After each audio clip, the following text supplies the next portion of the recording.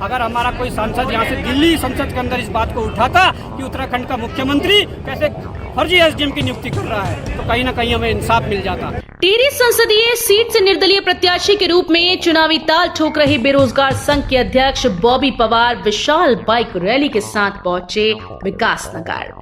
उत्तराखंड के 5 सीटों के लिए 19 अप्रैल को प्रथम चरण में मतदान होना है। लोकतंत्र के इस महान महोत्सव में इस बार माहौल ठंडा है, परंतु टिहरी संसदीय क्षेत्र से निर्दलीय प्रत्याशी के रूप में बेरोजगार संघ के अध्यक्ष बॉबी पवार राजशाही के विरुद्ध जनता के साथ खड़े नजर आ रहे हैं, जो खासे चर्चा में हैं।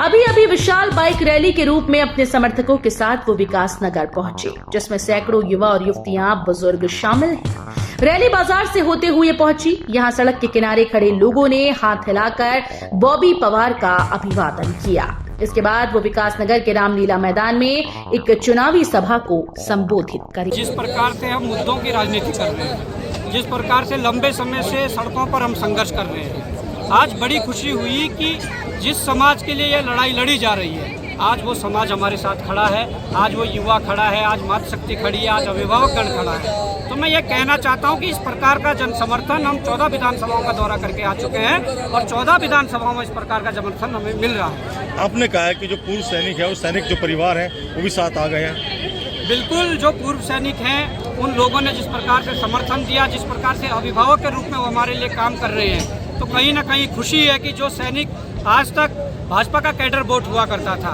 वो अगर हमें आशीर्वाद देने हमारे साथ आया है, कहीं ना कहीं हमारी मजबूती उसमें बढ़ी है। कहीं नाम और कहीं दाम पे इलेक्शन लड़ा जा रहा है। बॉबी पवार किसके दम पे चुनाव लड़ रहे हैं? देखिए, जनता के दम पर लड़ रहे हैं और बॉबी पवार चुनाव नहीं लड़ रहे हैं। सबसे बड़ी बात है कि जनता चुनाव लड़ रही है और जनता जब चुनाव लड़ी है तब जनता की जीत हुई। आप इतिहास उठाकर देख लीजिए, कई जगह चुनाव बहिष्कार की बातें आ रही हैं सामने इस सीट पर। देखिए, कहीं ना कहीं ये नाकामी है हमारी सरकारों की, ये नाकामी है हमारे विधायकों सांसदों की।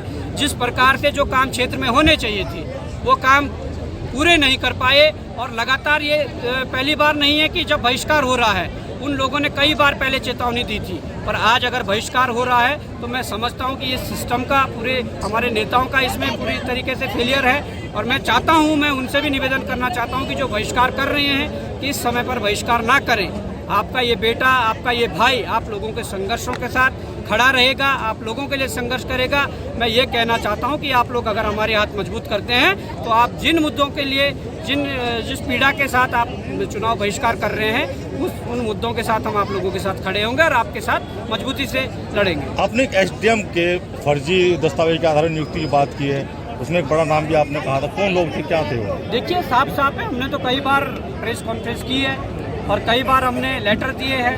अब एसडीएम कौन है वो सभी जानते हैं।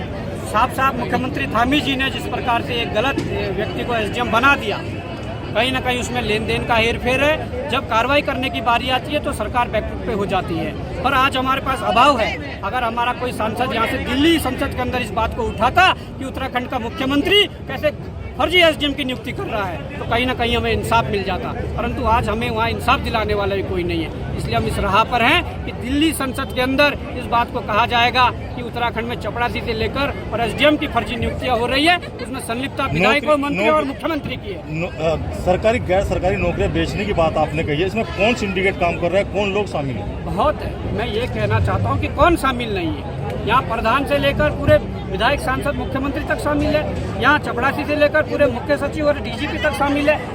अगर बात कार्रवाई की आए तो हम तो 450 दिन से इससे धरने पर बैठे हैं कि भाई जिन लोगों ने युवाओं के भविष्य को बेचा है उन लोगों के लिए सीबीआई जांच करवाए, दूध का दूध और पानी का पानी करे। दाल में बहुत काल है, दाल पूरी काली है। इसलिए मैं कह रहा हूँ कि सरकार ना तो सीबीआई जांच करवा रही है, ना युवाओं की मांग मान रही है। Thank you. ये कहना है कि ओनली बॉबी पवार जीतेगा, ठीक है, जीतेगा भाई, जीतेगा, बॉबी पवार जीतेगा। हमें बॉबी जैसे नेता की जरूरत है। तो क्या जो राष्ट्रीय दल है उसे टक्कर ले पाएगी? बिल्कुल टक्कर ले पाएंगे 100%। इसके बाद कहाँ जा रहे हैं?